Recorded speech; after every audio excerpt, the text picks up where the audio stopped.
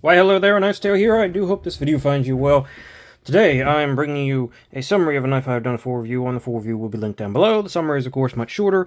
What are we looking at? We're looking at the Null knives Ghoul. This is the limited edition variant that first came out with the knife. This one is in full monochrome Timass, Zircuti actually, and hand rubbed. I believe it's Vanax, if I remember correctly. I have the certificate right here. Of course, it doesn't say, and it doesn't say it on the blade, I don't believe, anywhere. But I'm pretty sure this was Vanax. Yes, it is Vanax. It does say it on the blade. Oh, look at that. I did the review for this one quite a while ago, so I've forgotten a great deal. Well, then what else is new, right? This is a pretty small knife, as I said. Full specs are in the review, but just over 3 inches of blade, 7 1/4 overall, pretty small. What are we looking at? Would that be a clip point, a trailing clip point? Kind of trailing clip point blade, but the tip is still very accessible. Vanax steel, there were, of course, this is only on the exclusive variant. The exclusive variant came in Vanax and Dama steel with these handles. I think it's M390 on the original, on the regulars, but you can't really get them right now, but I'm sure Null Knives will hopefully do another run of them, because these are good knives. Null Knives does a lot of good knives, and that's why I have quite a few of them, or several.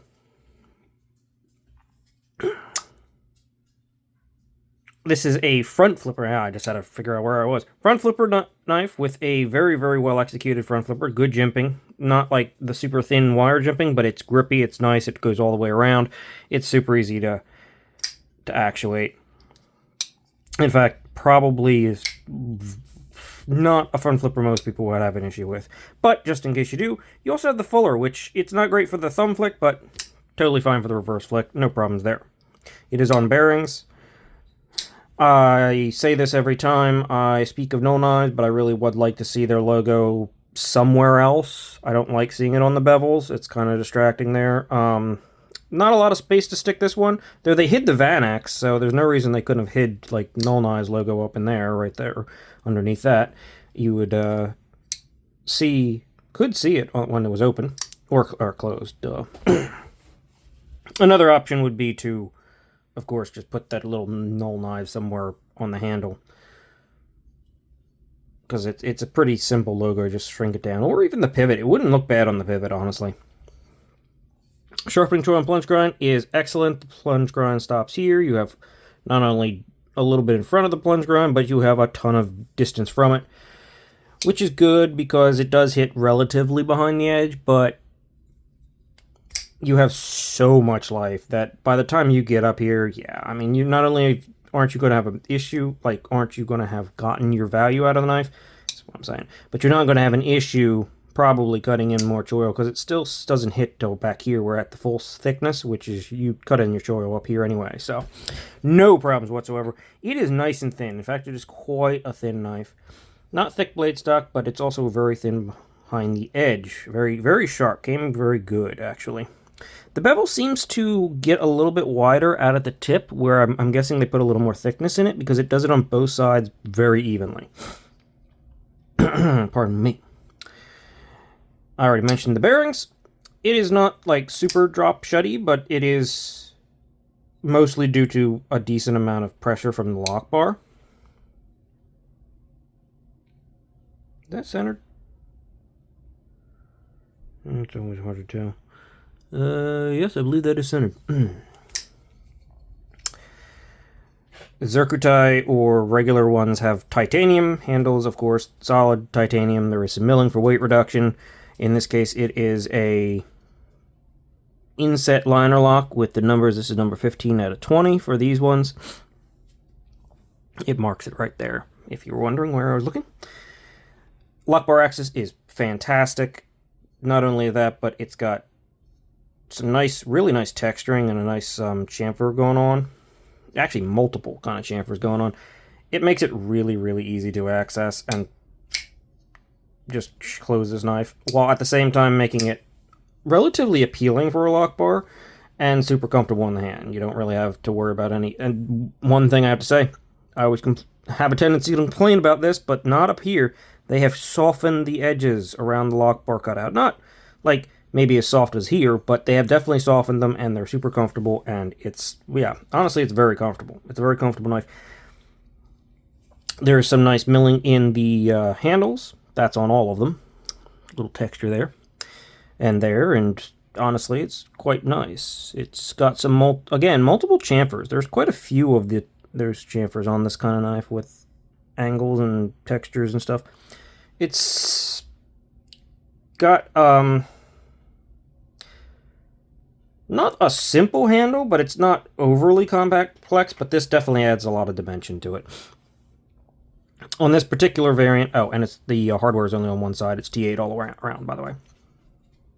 Though both sides of the pivot have torques, I'm pretty positive, if I remember correctly, I've taken this apart, like I said, a long time ago. It is captured in there. The clip, very reminiscent. No Lives kind of likes these sort of designed clips that I personally agree, I like them a lot. I didn't like the angle on the Raiden, just because it swooped up where everything else on the Raiden sort of went down, but since then, I've really liked all their clips. They always work pretty well. Nice, relatively deep carry for a milled clip.